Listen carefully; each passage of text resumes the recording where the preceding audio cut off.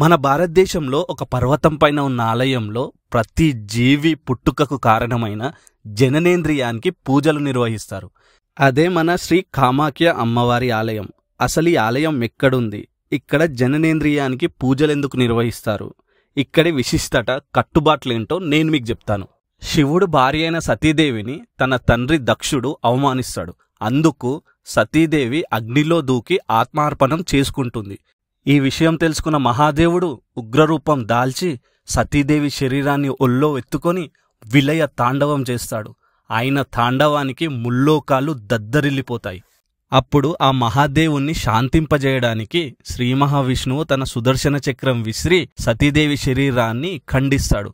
అప్పుడు సతీదేవి అమ్మవారి శరీరం భాగాలుగా అయ్యి వేరువేరు చోట్ల పడుతుంది.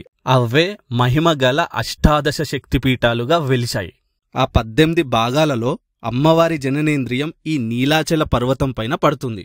అమ్మవారు శక్తి స్వరూపిణిగా వెలిసిన శుభ్రసిద్ధమైన అష్టాదశ శక్తిపీఠాలలో అత్యంత శక్తివంతమైన శక్తిపీఠమే ఈ శ్రీ కామాఖ్య అమ్మవారి ఆలయం. మన భారతదేశంలో ఈశాన్య దిక్కున ఆసం గుహాతిలో బ్రహ్మపుత్ర నది ఒడ్డున ఉన్న నీలాచలం పర్వతం పైన ఈ ఆలయం ఉంది.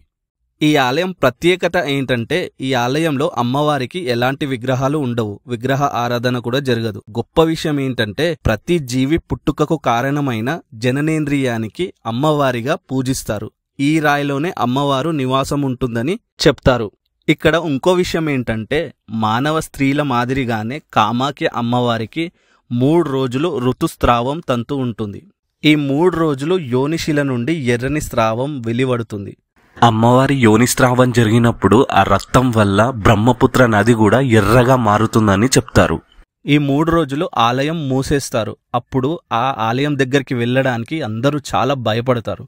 4వ రోజు ఆలయం తలుపులు తెరిచి మహా పెద్ద ఉత్సవం నిర్వహిస్తారు. దాన్నే అంబుబాచి మేళా అని అంటారు.